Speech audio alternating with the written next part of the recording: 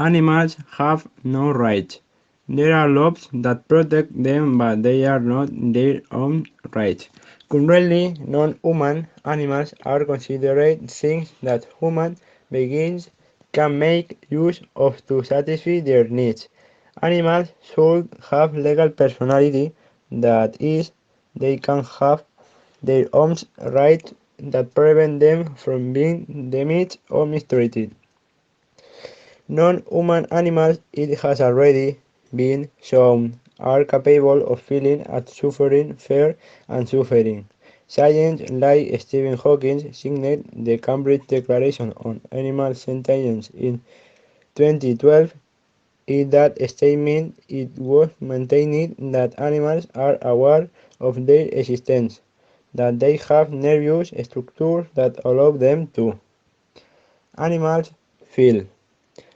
Non-human animals have sensitive experiences that allow them to constitute themselves as biological realities that interact with their environment.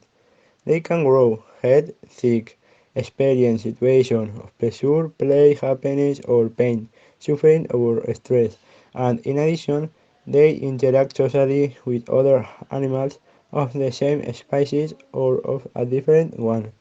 As Aristotle explains in his book, we humans are animals because we share some essential characteristics, and one of them is sentience, the capacity or ability to experience pleasure and pain, to have experiences that allow us to enjoy or suffer. All animals that have a central nervous system and consciousness to experience their own lives have two ability. Let us think for example of the lives of the animals with which we live. Dogs, cats. By living with them, we know how they behave, what they like, what makes them happy. That is easy for us. But the emotions of other animals are much more distant to us. We are not so aware of them. It is more difficult for us to know or even imagine what a fish, a bird, a spider, or an insect feels. That is the degree of knowledge we have of other animals is related to our empathy and consideration for them. For Kant, only humanity and rationality are worthy of respect and admiration. The rest of nature is nothing more than a big toolbox. However, Newsom's approach, which is inspired by the biologist Aristotle, considers that there is something wonderful and admirable in all the complex forms of life existing in nature. Human morality and rationality are located within animality, and such animality has dignity. Nussbaum is aware that killing a mosquito is not the same harm as killing a chimpanzee and wonders what the difference is between one case and the other. The philosopher considers that just as we are able to admire ourselves with the wonderful characteristics of different lives or forms, we must feel affected when these characteristics are interrupted.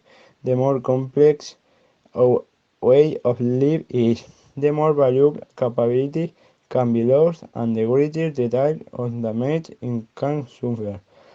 The philosopher believes that the wise and prudent use of zoos and other enclosed spaces can be used to protect animals and prevent dignified lives. This type of intervention is necessary when human activity has made it possible for these animals to survive in the wild.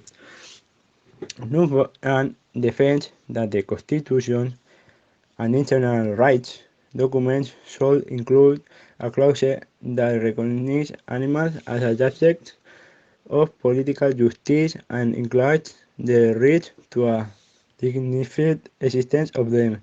Recognition of constitutional rights would imply that they will be empowered to feel love sweet through human guardians. Nussbaum affirms that the human community has an obligation to refrain from committing acts, especially atrocious damages against animals. but not that it is obligated to support the well-being of animals, that is to guarantee them adequate food, home and health. The philosopher presents a list based on the abilities that animals can develop to lead an optional life. Lives, physical health, physical integrity, pleasure, emotions, dignity, other species, game, habitat,